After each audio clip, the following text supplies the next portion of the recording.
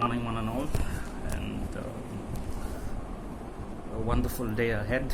Today being Sunday, and I'd like to do this video for all the up-and-coming researchers or the aspiring students who really want to do research and contribute to society, especially specializing in the field of either any kind of sciences. It is important to be independent because there is a lot of need and requirement for independent scientists, and that we see in the near past, that is the 15th, 16th, 17th century, where they were known as natural philosophers, and they would discuss ideas over a cup of tea, and the peers or the scientist peers like Newton's contemporaries would discuss his ideas and then come to an indefinite or definite conclusion based on various things. So today the need of the hour is climate change, and of course I am a cosmoclimatologist also. That is my theory or my research work focuses on cosmoclimatology, that deals with a lot of cosmic rays and the geomagnetic field, and you have cosmogenic nuclide analysis, CNA, especially when you look at the ground details about cosmogenic radionuclides or the study of cosmic rays. We study the cosmic rays from the secondary particles or tangential particles that either embed themselves in materials that we use every day on the living system, the human body, the soil, in this case geosciences. So you have a lot of components to this research, and it is best to pick a component and then develop on that component of research.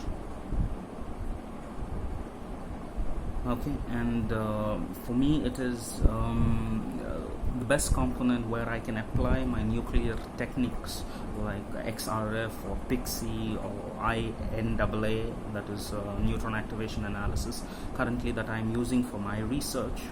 I can apply it to to fields like geochronology, geochemistry, or isotope geochemistry. Anyways, coming to the point, we have to be independent, and to be independent you require your own funding, no matter what it is, and your own type of equipment. So you start designing your equipment.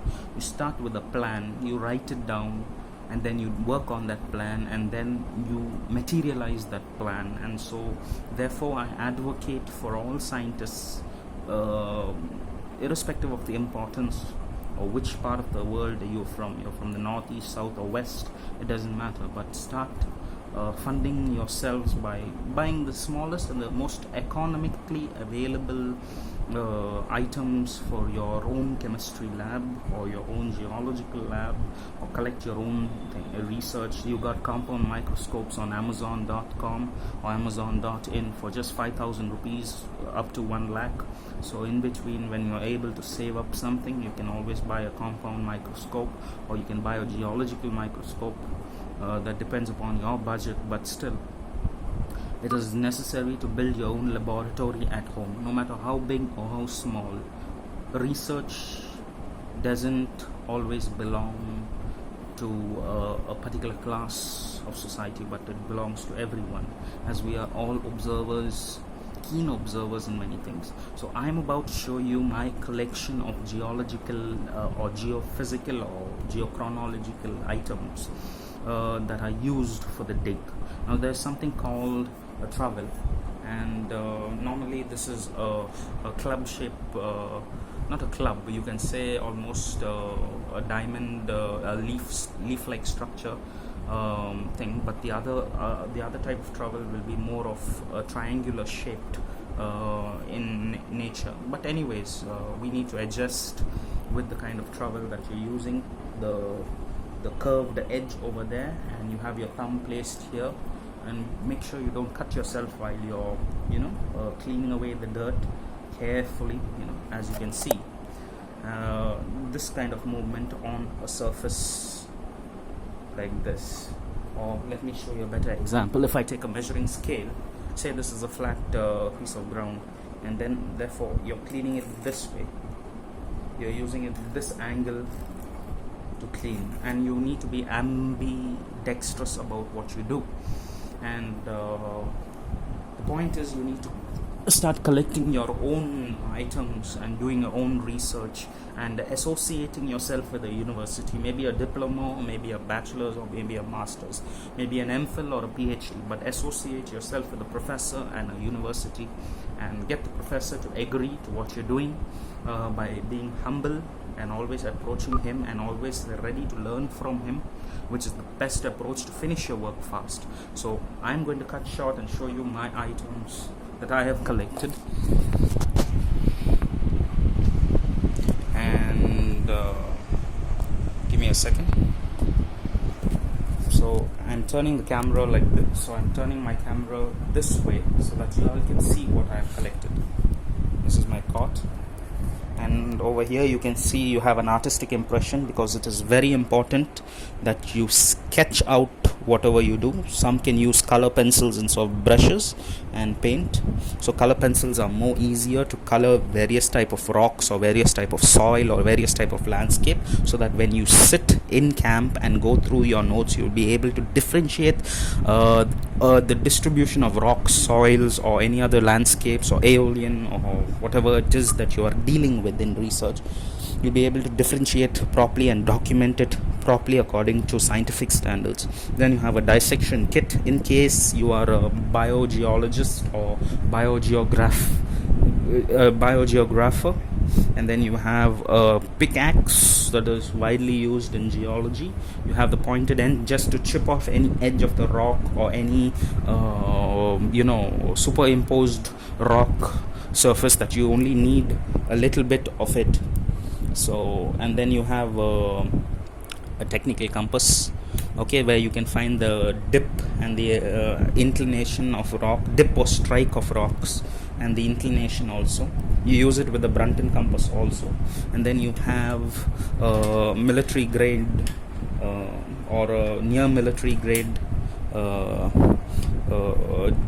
a kind of a spade, where you can use it even for camping and for digging deep into the soil if you need any soil extraction to check the or if you're checking the magnetic activity from 0 centimeters to 100 centimeters or 20 centimeters, to verify and see whether the magnetic activity is of the soils that you dig is actually frozen in time, or is it movable, because the general theory is that it is frozen. And therefore I also have a reference book in chemistry as well as the Clark's table, and a notebook for measuring with a pen, and the various types of brushes to dust off the dirt over certain particular sensitive sites in geology. Like for example, you have I'm turning the camera now, you have a lot of fossils that you need to clean. Sometimes you come across fossils in the rock, and what that does is it if you're going to use a heavy tool or a sharp tool, it may break the fossil. So to clean out the dust, so you need brushes of various size and so forth. Therefore you have brushes of various size with a kind of a pick that I have made from the brush itself, a very old brush. And you have various types of brushes that I can use. I don't even need to use this also. I can use color pencils, and I can forget this, and I can use these set of brushes to clean the fossils that I collect. Moreover, when I am specializing in dating, that is chronometric dating. So when we extract the soil with the heavier equipment, drilling equipment that goes deep, maybe 2-3 meters into the earth, that's more than enough. 12 feet or 14 feet or 16 feet maximum, where cosmic rays penetrate the earth's surface, and we extract the cores like that. It comes out in a PVC pipe or whatever type of pipe that you use, and the pipe is cut open, and then you are divided it into sections, and then categorized it and catalogued it, and then stored it. So that's how the process is. So what I do is I use currently I'm using the neutron activation analysis technique and analyzing my samples. The point is you need to be self-funded because nobody is going to care about you. Trust me, when you do research, it's your work alone and no one else involved in it. Of course, the professor's name does come in the paper. That is by it's an eigen property of the universities everywhere, and of course you have to be steady and you have to know what you want. What is it you want? Aim for it, go for it, fund yourself, and look for other funding too, because all the funding you cannot put unless and until you are economically sound. But then this video is there to help other geologists and other aspiring geophysicists or geoarchaeologists or anthropometrists or whatever you call them, the professors who deal with anthropometry or the students who deal with anthropometry. Fund yourself and be self-sufficient so that you don't need to depend on anyone, because the moment you depend on anyone you become obligated to them. Of course, to a certain extent it is required, but not too much, because then they take charge of your research work and then they dictate terms to you, and you may not like it, but you will be forced to like it, because ultimately at the end of the day it is their signature that is required for you to clear your pre-PhD exams or get your thesis moving quickly. So stay aware, stay safe, go to Amazon or Flipkart or any other cheap sites where you can actually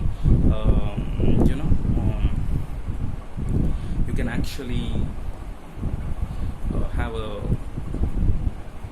necessary purchase. Now, for example, if you're purchasing, don't purchase everything that you like and be fancy about it and whatever you fancy. No, purchase what you need and what you require, and that will sustain you in the long run.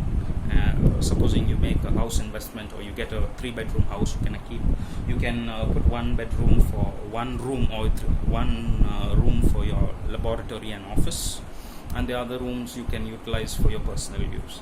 So point is, fund yourself